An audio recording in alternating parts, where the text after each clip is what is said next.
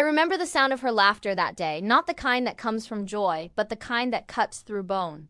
My sister stood in my parents' kitchen, surrounded by her friends, her perfect life on display like a trophy case, and I was the punchline. She held up my old army photo, the one from basic training, my face still swollen from crying that first night. My hair cropped short and uneven, and she said, "Can you believe she actually thought she could make something of herself?" The room went silent for just a moment before they all joined in, their laughter bouncing off the walls like stones. I stood there holding a dish towel, my hands shaking, and I did what I had learned to do so well during those years. I absorbed it, swallowed it whole, let it settle somewhere deep where no one could see. Have you ever been mocked by someone who was supposed to love you? Someone who knew exactly which words would leave marks that never quite fade? But before I tell you why that moment changed everything, why that photograph she used to humiliate me would eventually become the one thing that brought her to her knees, let me take you back. Let me show you who I was before the uniform, before the silence became my armor, before I learned that some truths are too heavy to carry alone. I grew up in a small town in Pennsylvania where everyone knew your business before you did, where your worth was measured in appearances, and my sister, 3 years older, had mastered the art of being exactly what everyone wanted to see. She was homecoming queen in 1998, married her high school sweetheart in 2002, had 2 perfect children by 2005. She lived 4 blocks from our parents in a house with a white picket fence that she repainted every spring. Me, I was the one who didn't quite fit. Too quiet, too serious, too interested in books about wars and history instead of the latest fashion magazines. When I enlisted in 2007 at 22 years old, my mother cried at the kitchen table for 3 days. My father didn't speak to me for a week. My sister? She laughed and said, "At least now you'll learn how to make your bed properly." Basic training at Fort Jackson that summer felt like being unmade and rebuilt from nothing. The South Carolina heat was so thick you could taste it, metallic and heavy, coating your lungs with every breath. I remember the drill sergeant's voice at 4:30 every morning, sharp as broken glass, and the way my body ached in places I didn't know could hurt. But there was something else too, a strange kind of freedom in the structure, in knowing exactly what was expected, in earning respect through action instead of pretending to be someone I wasn't. I learned to shoot, to march, to follow orders without question. I learned that fear is just another thing you can choose to walk through instead of around. They sent me to Iraq in 2008, assigned to a medical unit stationed outside Baghdad. I wasn't a nurse. I was a combat medic, which meant I went where the soldiers went, rode in convoys, lived in the dust and the uncertainty. The days blurred together in shades of tan and brown, punctuated by moments of absolute clarity when someone's life depended on your hands staying steady. I carried 70 pounds of gear in 120-degree heat. I learned to sleep through explosions. I learned to recognize the difference between incoming and outgoing fire by sound alone. And I learned something else too, that women in war zones exist in a strange kind of visibility. Seen and unseen at the same time, necessary but never quite belonging. But that was only the beginning. On March 15, 2009, our convoy was moving medical supplies to a forward operating base when the IED hit. The world became sound first, a crack so loud it erased everything else. And then sensation, the truck flipping, my body slamming against metal, the taste of blood and sand. When the ringing in my ears finally faded enough to hear, I heard screaming. Sergeant Martinez, 34 years old, father of 3, was trapped in the wreckage with shrapnel in his femoral artery. I could see the blood pulsing out with each heartbeat, bright red against the desert floor, and I knew I had maybe 90 seconds before he bled out completely. Stay with me here, because this is where everything changed. I crawled through broken glass and twisted metal, my own blood mixing with his, my hands finding the wound by instinct more than sight. The Taliban was firing from somewhere close, rounds hitting the sand around us, and I remember thinking very clearly, I am going to die here, but he doesn't have to. I packed the wound, applied pressure with everything. I had tied the tourniquet so tight his leg turned purple, and then I dragged him. All 190 pounds of him, 30 yards to cover while bullets tore up the ground beside us. Private Chun provided covering fire. Specialist Rodriguez got the medevac called in, but those 90 seconds? Those belonged to me and Martinez in the space between living and dying. He survived. They airlifted him out and he eventually went home to his kids, minus part of his left leg but alive. The army took photos that day, some official, some not. They documented the scene, the casualties, the rescue. There was one photo in particular taken by an embedded journalist who was riding with us that showed me covered in blood that wasn't mine. My face streaked with dirt and tears. I didn't remember crying, my hands still pressed against Martinez's leg, even though the danger had passed. I looked terrified and fierce and completely broken and entirely whole all at once. The army reviewed it for publication and then quietly filed it away. Too raw, they said. Too real. Not the image they wanted to project. I didn't know that photo existed. I came home in 2010 and tried to become invisible again. The homecoming was small, awkward. My parents hugged me carefully, like I might break. My sister showed up late with her kids, stayed for 20 minutes, complained about traffic. Nobody asked about Iraq. Nobody wanted to know. There's this thing that happens when you come back. People thank you for your service with the same tone they use to compliment a casserole. And then they change the subject as quickly as possible. You become a symbol instead of a person. And symbols don't get to talk about the nightmares or the way certain sounds make you want to crawl out of your own skin.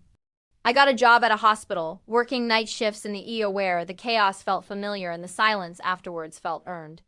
I lived alone in a small apartment that I kept meticulously clean and almost empty.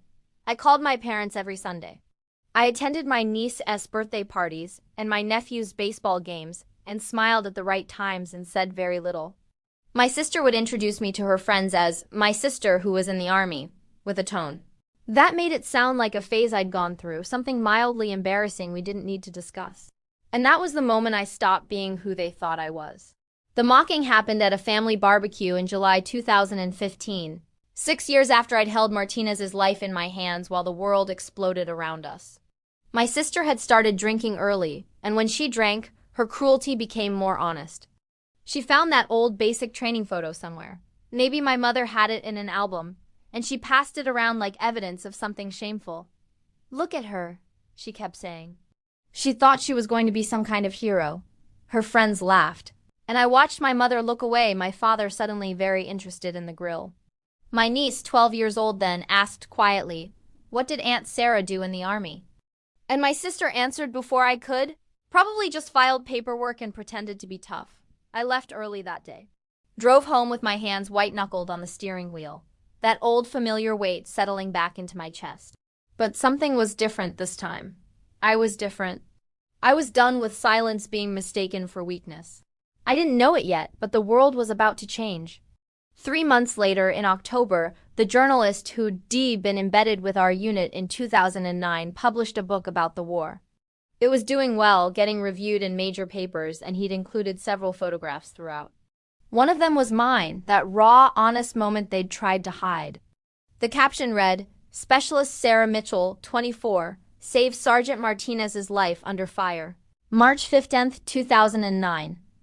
The photo went viral, shared thousands of times across social media, featured in articles about women in combat, about courage, about the reality of war that sanitized versions never show. A friend of my sister's saw it first. Tagged her in it on Facebook. "Isn't this your sister?" I found out because my phone wouldn't stop ringing. Reporters wanted interviews. The VA wanted to honor me at some ceremony. Old friends from my unit were calling to say they'd seen it, they remembered, they were proud. And my sister? She called too, her voice small and strange, asking if we could talk. We met at a coffee shop, neutral ground. She looked older than I remembered, or maybe I was just seeing her clearly for the first time.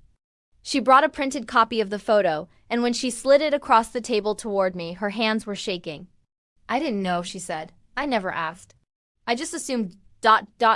Quote, she started crying, and I realized I'd never seen my sister cry before. "Not really. Not like this. What you did, Sarah, what you are.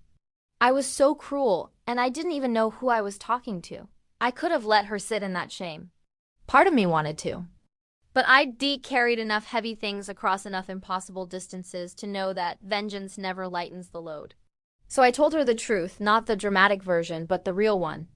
I told her about the fear, about the moments I wasn't sure I'd made the right choice, about coming home and feeling like a ghost in my own life.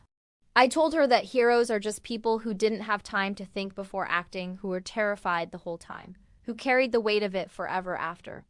I told her that I didn't need her to understand everything. I just needed her to see me. I've been jealous of you since we were kids, she said finally. You were always so sure of yourself. Even when you were quiet, even when everyone else thought you were strange, you knew who you were. I spent my whole life trying to be what everyone wanted, and you just existed, completely. I think I hated you for that. The coffee shop was warm, filled with the low hum of other people's conversations, and I felt something shift between us. Not forgiveness exactly. Forgiveness implies there was a transaction, a debt paid. This was different. This was recognition. Two women, sisters, who'd spent decades in different kinds of battles, finally sitting in the same room without their armor. She asked if she could keep the photo. I said yes. She asked if I could teach her daughter, my niece, about what I'd done, not to brag, but to show her that women can be strong in ways the world doesn't always celebrate. I said I'd think about it. And then we sat there for another hour, drinking terrible coffee, talking about small things and big things and all the years we wasted being strangers who shared DNA. That photo still makes me uncomfortable when I see it. It captures a version of myself I barely recognize. Someone in the middle of discovering what she was capable of, suspended between who she thought she was and who she'd have to become. But it also tells the truth in a way words never quite can. War is not clean or noble or simple. Courage is not the absence of fear.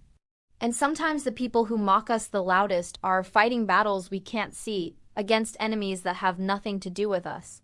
Martinez sent me a letter after the photo went viral. His handwriting was messier than I remembered, a little shaky. He said he'd followed my life as best he could through military channels, always wondered if I knew that he thought about me every single day, that his kids knew my name before they knew their ABCs because he told them the story of the woman who saved their daddy's life. He said he'd seen the photo and cried for an hour because finally, people could see what he'd always known. He ended the letter with, "You carried me 30 yards. But you've been carrying me ever since. And I want you to know, I see you." I always have. I keep that letter folded in my wallet, next to my military ID that I never got rid of even after I was discharged. Some weights are worth carrying. My relationship with my sister now is different than it was, still being written. We talk more carefully at first, then with growing ease. She came to a VA event with me last year where they honored women veterans. Sat in the front row, cried through the whole thing, told everyone there that her sister was the bravest person she knew. It was embarrassing and beautiful and a little bit healing. My niece is in college now, studying to be a paramedic. She says I inspired her, which feels like too much responsibility and exactly the right kind of legacy all at once. The photo still circulates sometimes. Usually around Veterans Day or International Women's Day. People tag me in it, thank me, tell their own stories in the comments. And every time I think about that day in the coffee shop when my sister's hands shook as she slid that printed image across the table. How truth doesn't always arrive like thunder. Sometimes it comes quietly. In a manila envelope or a Facebook tag or a question finally asked after years of silence. Respect does not erase the past. It does not undo the mockery or give back the years I spent feeling invisible in my own family. But it does something else. It changes the light. It turns shame into clarity, silence into choice. It lets you breathe in rooms that used to feel too small. I'm 40 years old now. I still work at the hospital, still take the night shifts, still keep my apartment sparse and clean. But I also volunteer at a veterans center twice a week, helping other women who came home to find the world had no space for who they'd become. I tell them what nobody told me. You are not too much. You are not broken. The silence you learned was survival, but you don't have to survive anymore. You get to live. Have you ever felt something like this? That moment when someone finally sees you, really sees you, and the weight of being invisible lifts just enough to let you stand a little straighter? Share this with someone who would understand. Share it with someone who needs to know that being underestimated isn't the end of the story. Sometimes, it's just the beginning. My sister called me last week, asked if I wanted to come to dinner, just the two of us. No occasion, no agenda. We sat in her kitchen, the same one where she mocked me all those years ago. And we talked about our parents getting older, about her marriage having rough patches, about my nightmares getting better but never quite going away. And at the end of the night, as I was leaving, she hugged me hard and whispered, "I'm sorry I didn't know how to see you before." I hugged her back and said, "I'm still learning how to be seen. Truth does not shout. It simply waits to be heard." And sometimes when we're very lucky, the people who hurt us the most become the ones who learn to listen the best. If stories like this remind you what dignity feels like, subscribe. You belong here. And don't miss the next story. It is something truly unforgettable.